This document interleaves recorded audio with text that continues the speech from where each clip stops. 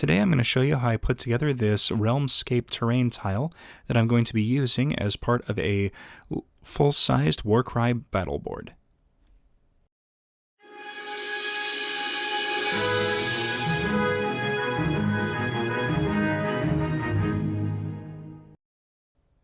Now a Warcry table is listed as 30 inches by 22 inches. So as you can see from the little mock-up here, we're going to be making 4 pieces that are 12 by 11 and 2 pieces that are 6 by 11 that can be used in a lot of different combinations to keep the board modular. And I'm going to be making a few extra pieces that are 6 by 11 so that the board can be changed up and varied as many ways as we possibly can. Now I'm going to be using some of this. This is a piece of anti-fatigue foam that I got from Harbor Freight. Now it was a 4-pack of these for $10, and I thought they would work really well as the bottom section of all the terrain tiles. So we're just going to do a quick test fit to make sure of the placement of the piece here, and then using a marker I'm going to kind of do a rough layout so that I know where everything is supposed to be, so I don't have to keep the piece on the foam all the time as I'm putting this together.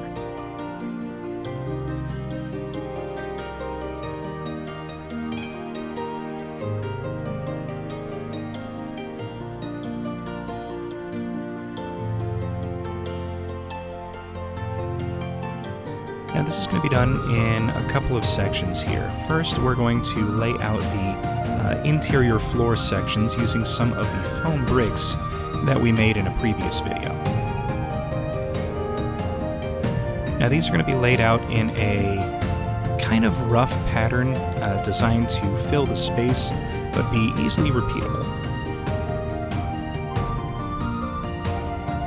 And I'm using just a little bit of tacky glue to hold everything in place. And once this dries, it'll be pretty solid in there, and some of the other materials we're going to be using are going to help lock everything into place.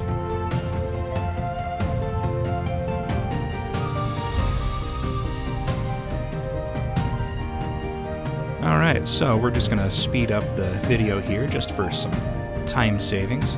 Now this was a relatively easy process, but fairly repetitive.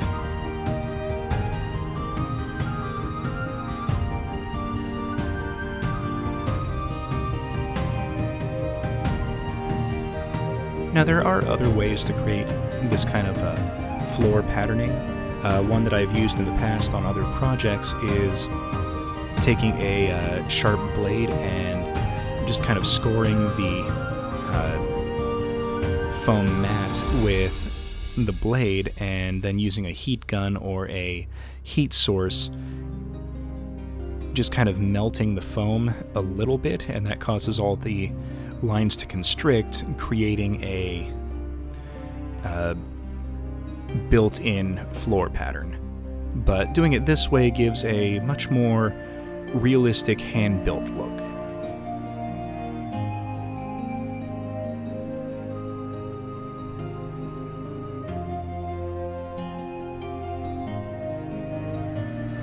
Alright, now I'm just kind of quickly marking off where I want the floor to go to. I don't want to fully square this off because the terrain piece that I'm going to be attaching looks like it's still under construction, so having the floor stop at a point will kind of lend to the illusion that this is a building being created in a set location.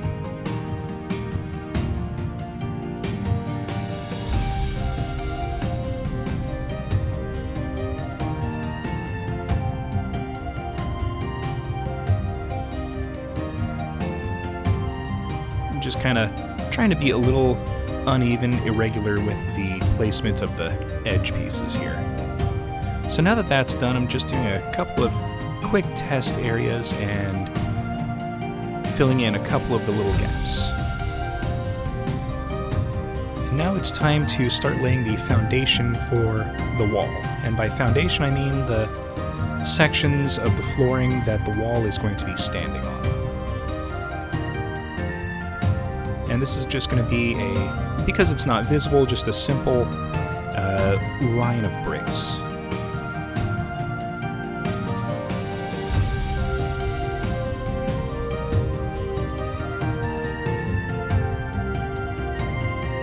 once the wall foundation is in place, I put the terrain piece back on to kind of line up the door so that I can make a walkway leading up to the front entrance.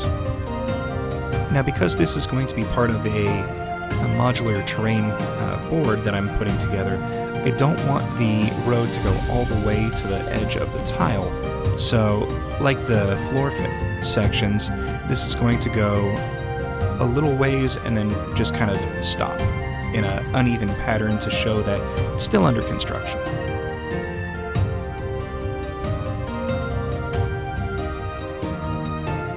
Alright, now that that's all done, we're going to fill in this little gap right here. And once that's done, we're going to apply some tile grout to create a uneven surface for ground texture. So I'll coat the rest of the board off camera, and then we'll let this sit and dry overnight.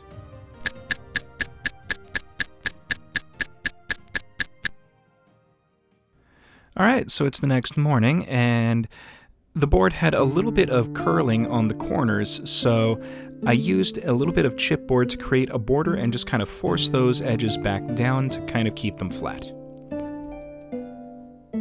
Now using some Mod Podge, I apply it in a kind of medium thickness layer over all of the tile grout. This will be a nice adhesive to hold all of the sand on that I'm going to use to create the actual ground texture.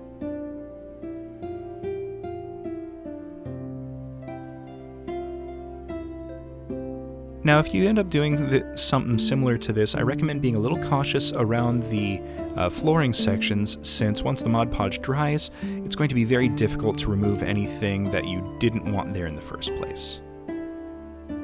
Now, I'm being a little generous with the sand, and once the Mod Podge is fully dried, I'm going to pick it up and tap it out just to remove any loose particles.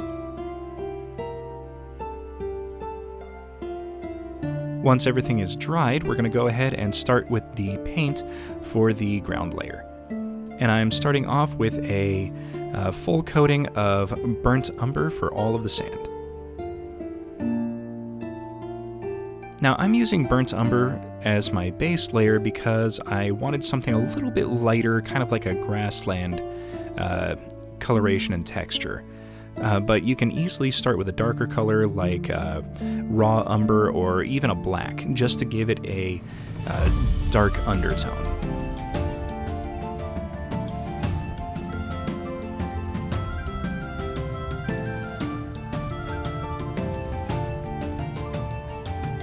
Now once that's dry, we're going to go ahead and start with a couple of Drybrush layers, starting off with some raw sienna.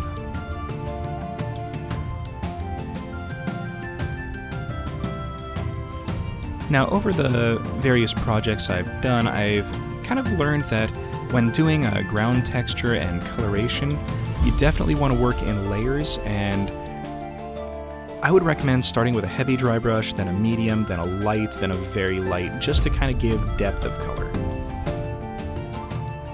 Now we're going to do a Artist Loft Gray in a kind of medium to light dry brush over all of the raw sienna. And once that's dry, we're going to follow it up with some neutral gray. This will help draw a lot of attention to the raised areas and highlight the shadows, as well as give a almost lighting effect to the ground texture. Now I'm doing 2 coats of gray on all of the floor tiles. The first coating is going to be focused on making sure that all of the little cracks in between the tiles are filled and none of the white foam is visible through the tile cracks. And the second coat will ensure that it's an even distribution of paint over the entirety of the floor sections.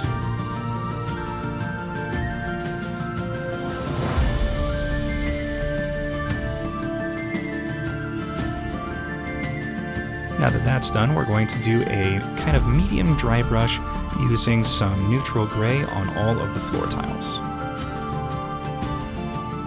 Now, because the floor tiles were handcrafted as well as hand-placed, this will create a kind of rough and uneven application of the dry brush, which will lend to a much more natural appearance to the stone tiles.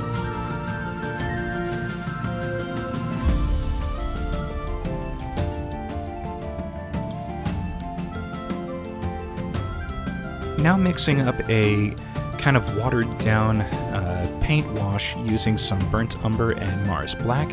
I'm going to do a couple of coats over the floor tiles and all of the ground texture.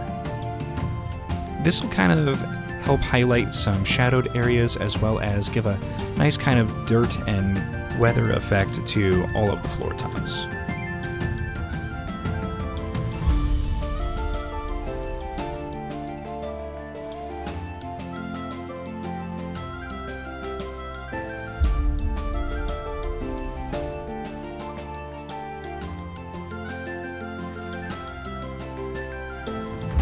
Alright, once that's had about an hour to fully dry, we're going to do a fairly light dry brush of Parchment over all of the floor tiles. This will give a little bit of definition and kind of bring back the lighting from the neutral gray that was subdued from the wash.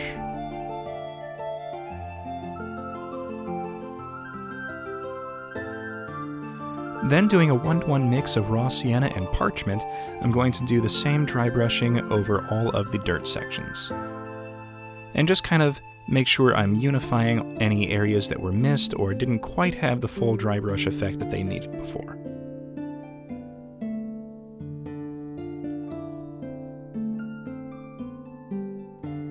And a quick test to make sure everything still fits. And now to glue it down, and we are done. And here we are with the finished piece. I put some models on the board to just kind of highlight how it could look with some pieces in play. This was a lot of fun to make, and I'm looking forward to doing the rest in the series. So please everyone hit that like button, subscribe for future content, comment in the comments section, let me know how I'm doing, and we will see you all next episode.